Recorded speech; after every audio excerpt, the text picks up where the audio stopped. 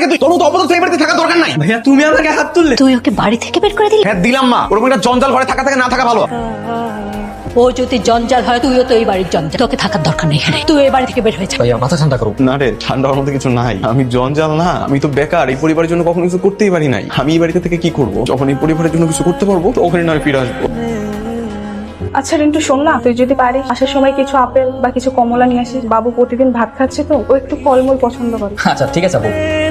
কি ব্যাপার, এদিকে কি? মা জানো আজ না আমি দেখেছি স্যারকে চুরি করতে। এই মেয়ে, কি বলছো এসব? এখান থেকে আপেল চুরি করে পকেটে রেখেছে। আরে পকেট চেক করো। কি ব্যাপার রিন্টু? অদিতি এসব কি বলছে? স্যারের হয়তো ভালো লাগছে না, সে বাসায় যে খাবে। তোমার আজকার পড়তে হবে না, তুমি যাও। আচ্ছা আমি কি কিছু ফল তোমাকে দিয়ে দিব, বাসায় নিয়ে যাও। ঠিক আছে। আচ্ছা বাবুর জন্য ফল এনেছিস?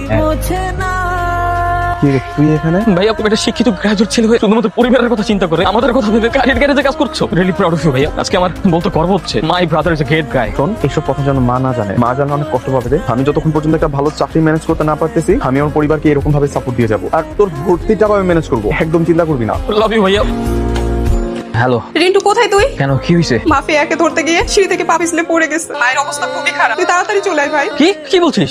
আচ্ছা ঠিক আছে, আমি তাড়াতাড়ি আসতেছি। কি হয়েছে রে? ভাইয়া মাথা হাসপাতালে, সিঁড়ি থেকে পড়ে গেছে। চল।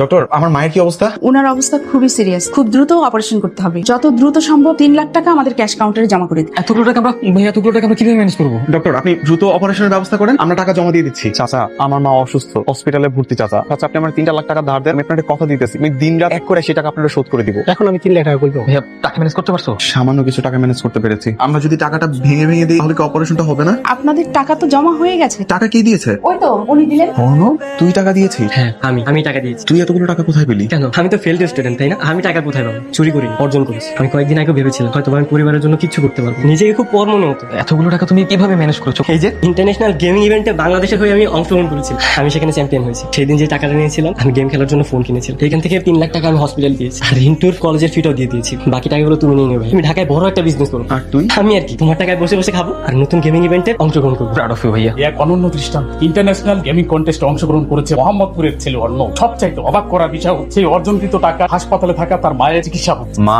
এখন কেমন লাগছে তোমার? ভালো। মা আমার ভুল হয়ে গেছে, আমাকে তুমি ক্ষমা করে দাও। মা, অন্য ভাই তো আমার মেডিকেলের সমস্ত টাকা দিয়ে দিয়েছে, বড় ভাইকে ব্যবসা করার জন্য টাকা দিয়েছে। সবকিছু আবার আগের মতো হয়ে যাবে। তুমি সুস্থ হও, ইনশাল্লাহ সবকিছু ঠিক হয়ে যাবে। আমরা কথা দিচ্ছি মা, আমরা কখনো আর আলাদা হবো।